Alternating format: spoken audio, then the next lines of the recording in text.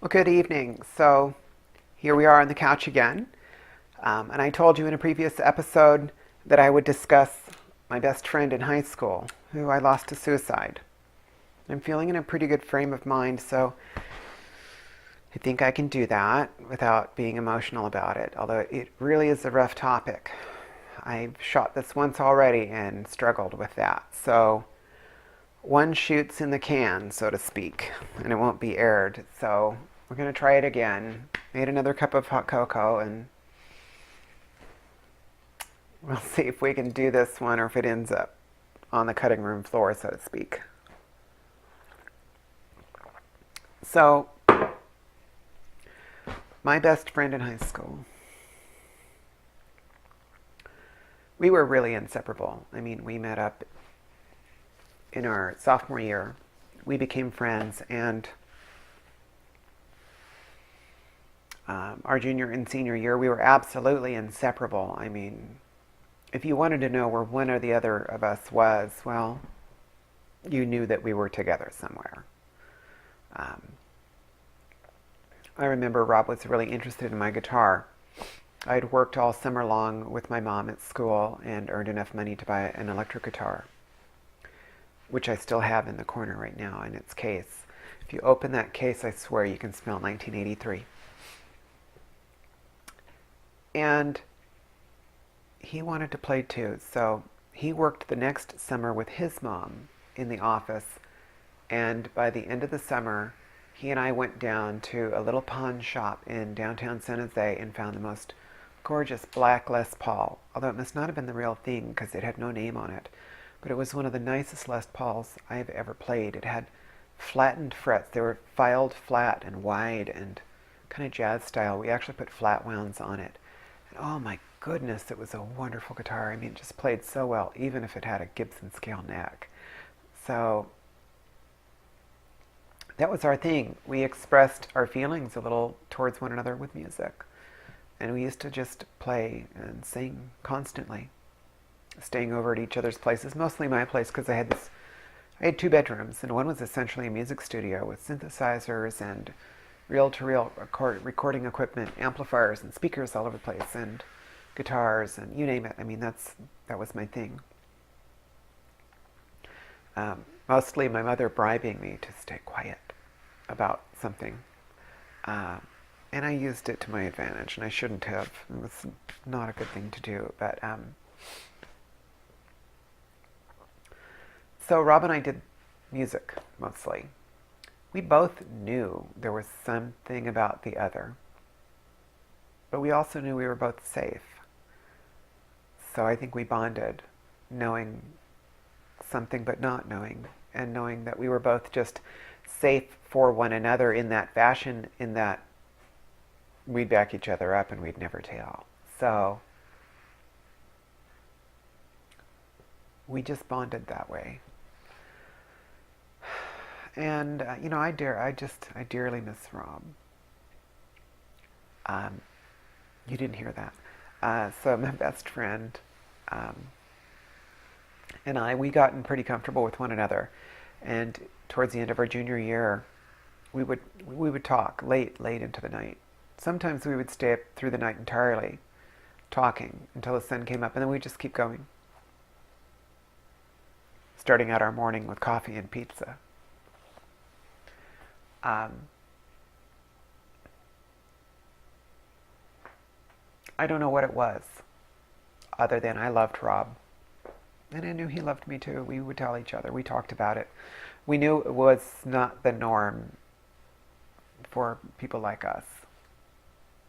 But we were articulate enough to express it verbally and then not know what to do about it.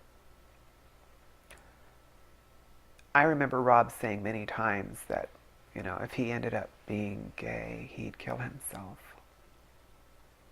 Which, of course, I was horrified at because I told Rob, my uncle is gay and awesome. I love my uncle. And that didn't have anything to do with it. It really had something to do with him internally. And there was not much I could do about it. It wasn't me or any idea of me that had that reflection for Rob. It just was something internal with himself. So that's just how it was for him. I was not the focus of that. But we had a lot of fun together. We would double date, constantly. Like, it was like very rare for us to go on a date without it being a double date. And our girlfriends were also best friends. So, we're all best friends. And it was really nice. Those, 2.5, so many years were just some of the best times of my life.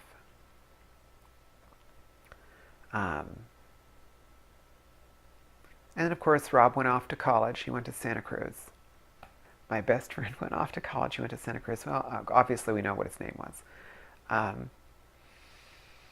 And I went to college locally, community college, At least it wasn't beauty school. Although I'd probably been better off had I gone to beauty school.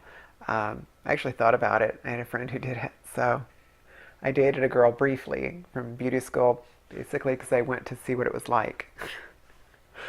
And then Rob's girlfriend also went to beauty school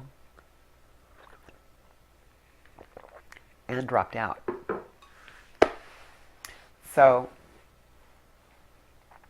all of that was going on, and I was really missing Rob, and he was up in Santa Cruz, and I was still down at home with my mom, and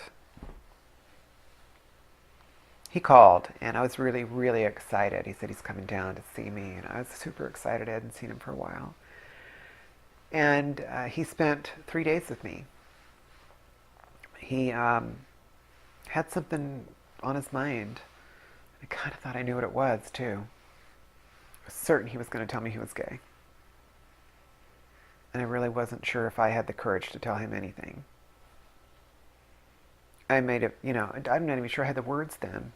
I suppose I could have told him I was a cross-dresser. But I assumed all of us were anyway. All of my friends, well, most of my friends, I won't say all, most of my friends growing up, even from a very young age, and all of the ones that were in kind of my inner circle, which wasn't many people, we all did that.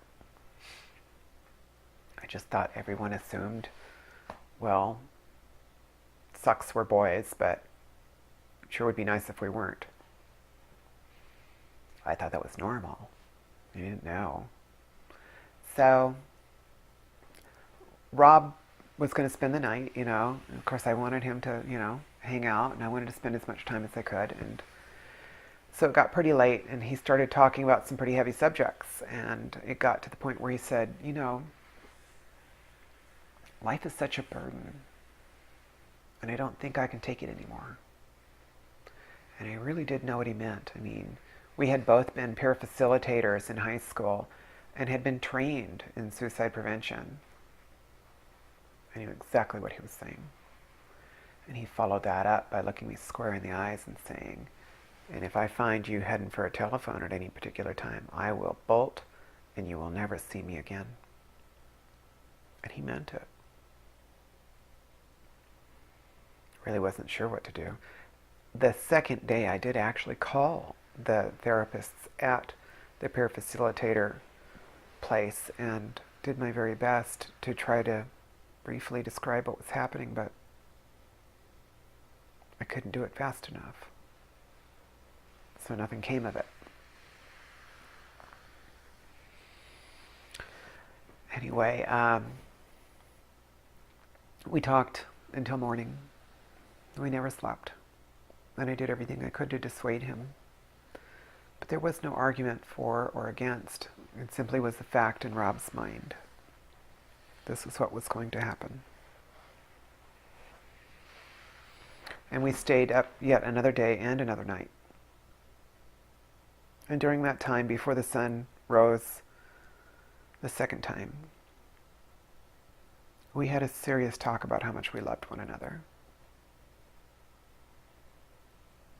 I loved Rob. Rob loved me. But we weren't compatible in that fashion, were we? God, I wanted to tell him.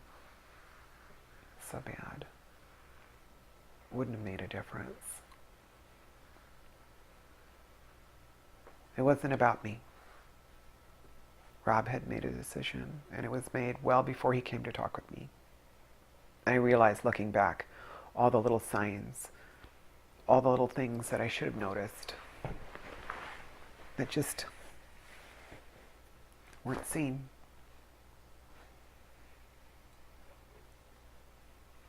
So as the sun rose, that third morning, the sun came up through the windows over the hills in the Almaden Valley. And it came in straight horizontal like a line, turning everything either into a dark, flat horizontal shadow or a silhouette. We were sitting in my mom's really, really good blue velvet chairs. You know the ones you're never supposed to sit in. Guess where we were sitting? My parents weren't home, so I'd brush the velvet out later. So there we sat. Cold pizza and coffee. Well, hot cocoa right now.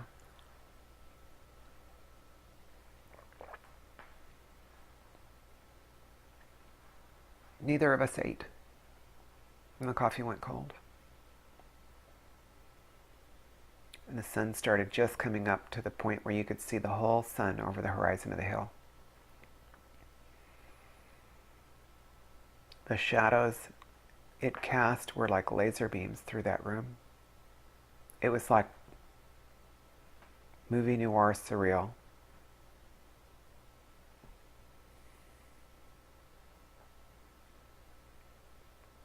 And I remember telling him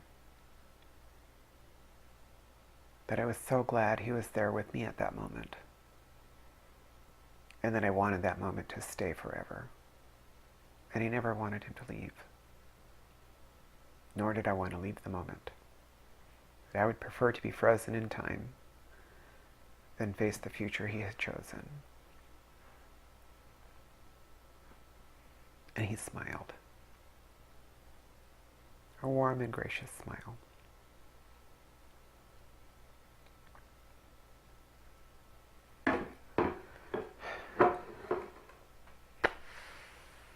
And I closed my eyes for just a moment.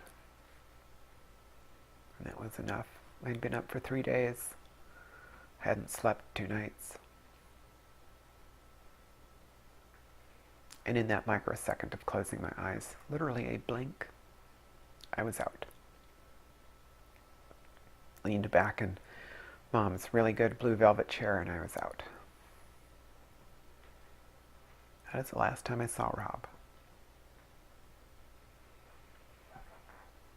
They found him on a beach in Santa Cruz. His father's gun in his lap. A jogger found him right at sunrise. It had been 24 hours.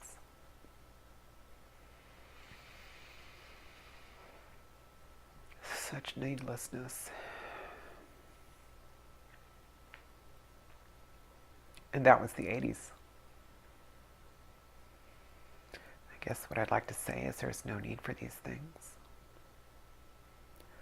I'm appalled at the idea that nearly 50% of trans people attempt suicide. I always thought, my goodness, I don't understand why Rob would think this way. I understand now. There's a difference between passive and planning.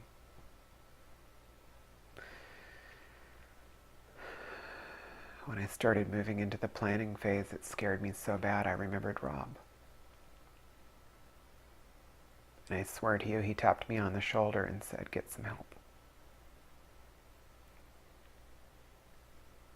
So I did.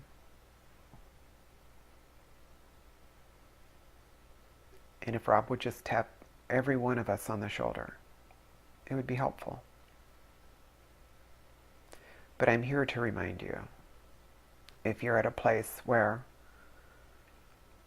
even the most benign passive thoughts are going through your mind, They're not safe. It's time for help. It shouldn't get to the point where you have to scare yourself to get help.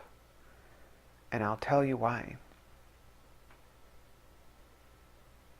It happens so fast.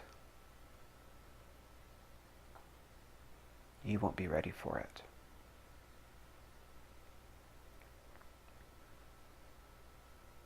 So I urge you to take care of yourself. You need to know you're not alone. That there are those who have had to face these same things and been okay. Here I am. I faced the loss of all those things that scare us all so much. I'm surviving just fine.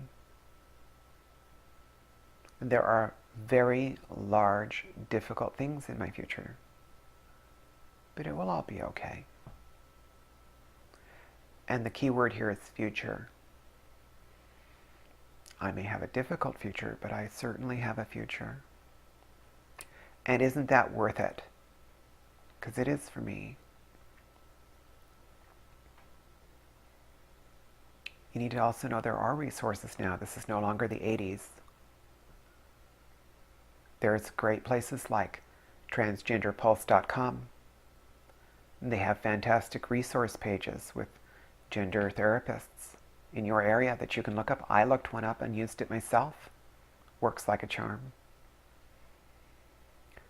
And suicide hotlines, if that's where you're at, use the resource. Get the help. I'm urging you. It's important. You need to have your future be just as solid as mine. And you get to watch along as I go through all of these things. I've got, 4 surgeries coming. You're going to get to see all of it. Even if that's all you're interested in, know that whatever troubles you in life, I care about. That you're not alone. That everything can be managed somehow.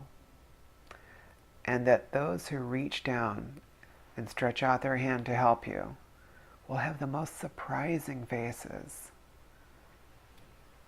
I can tell you from experience, you are going to be shocked by those who help, and you'll be glad they're there.